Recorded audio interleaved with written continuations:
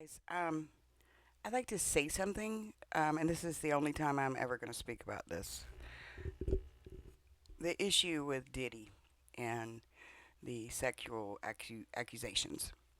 I want everyone to think about it before we get too excited about a famous, successful person falling and crashing.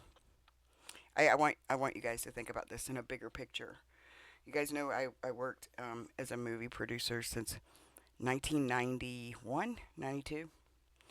Um, and it can be a strange environment and a sick one, but it can also be filled with like really wonderful artistic people, and I have a lot of people I really love there.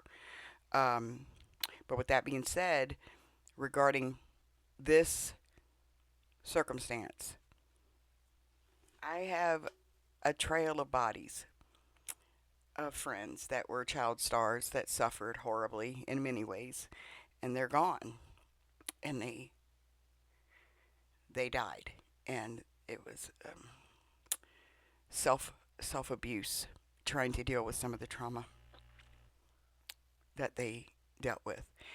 If you think this began with Diddy, think again. This has been going on since fame was possible and the entertainment industry started out in Hollywood. You'll see things from the 1920s and 30s. Drugs, sex parties. These are not new. Blackmail, not new. I mean, L.A. Confidential uh, talked about it years ago when they did the film, and there's some truth to it. But I'm asking, as Christians, look at this, and I would be willing to bet that Diddy was also victimized. And so the only way this stops is if the vicious circle of abuse stops being normalized, right? So I just wanted to say this to the Christians before we get too high on our horse and start condemning and being glad that somebody's brought down and their life is destroyed. I guarantee the people that are really responsible are not being exposed. Let me say that again. The people that are truly responsible are not being exposed and probably never will be.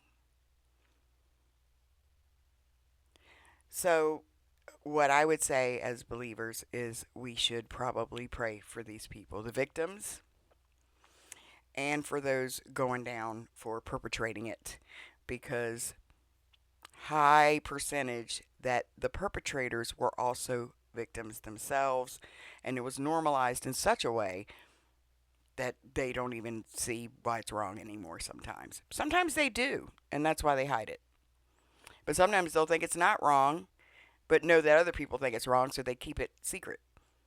In any case, it's a sick environment, and I don't think we should be too happy about this.